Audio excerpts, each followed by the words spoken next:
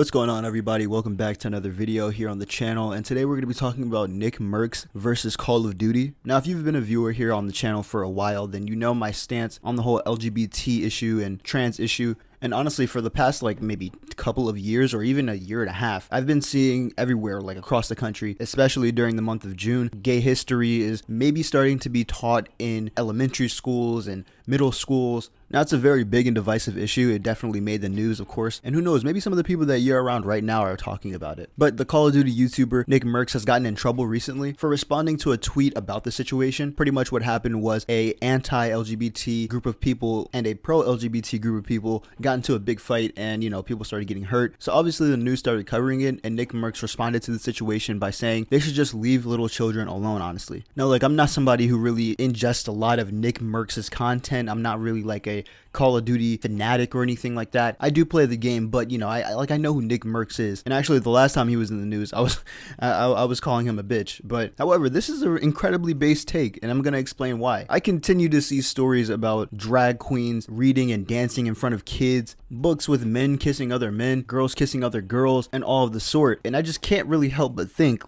do the kids even understand what's going on? And now, before you even call me a hypocrite or anything, I don't think that straight books like that should be in schools anyways, right? Kids don't need to really be around sexually provocative material like that, especially at a young age, straight or gay. And as you could have already guessed, I do agree with Nickmercs on this situation. Now, you'll hear a lot of people talk about, remove your kids from public schools or homeschool your kids, and this is one of the reasons why. Honestly, I'm a part of the group of people that thinks Gay Pride Month shouldn't be a thing. Instead, it should probably be half of a month or a week or something like that, because Men's Mental Health Awareness Month is this month as well. But people seem to overshadow that completely by the rainbows and the trans flags and all this other stuff. But I mean, hey man, there's a lot more men out there struggling with their mental health than there are gay and trans people in the world.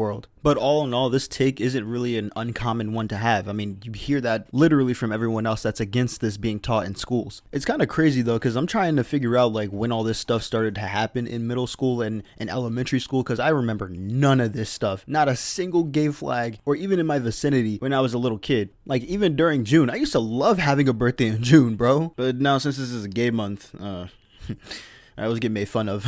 Anyways, the repercussions of Nick's tweet were actually felt a little bit in Call of Duty, where they removed his operator skin, which honestly was probably the best looking one. I mean, he had that whole Spartan helmet going on. That shit was pretty cool. Now, a lot of people seem to be surprised and angry about this situation that's happening in Call of Duty. But I mean, guys, you gotta remember, this is Activision, okay? They're going to pander as hard as they can to the lowest common denominator until they get the bag that they want. That's why they're so worried about having the gay flags and the trans flags as calling cards, but they completely forget the country that they're in and skip out on the American flag. And it's kind of crazy because, all of these brands and all these companies that change their logos to the gay version of their logos, they make the people that are gay and are trans, they make them think that they are actually on their side when really they're just after their money. It's a sad truth, but I mean, the same thing happens during Black History Month, right? But instead of a logo change, it's more promotion for Black-owned businesses and products that all just stop getting promoted as soon as the month's over. Over the past couple of years, Call of Duty has tried to clean up their community's act and stop the toxicity in voice chat. They banned the OK emote because apparently it was a part of the KKK's ritual or some shit like that, and it meant white supremacy. They did a whole bunch of stuff, right, over the past year, 2 years. But I mean, you could see videos about this even still. People are still calling others the F slur and the N word. That's just always going to be a part of Call of Duty, bro. It doesn't really matter at this point. And with the amount of people that actually do just trash talking COD and say all that stuff, I mean, do you really think that a bunch of the LGBTQ is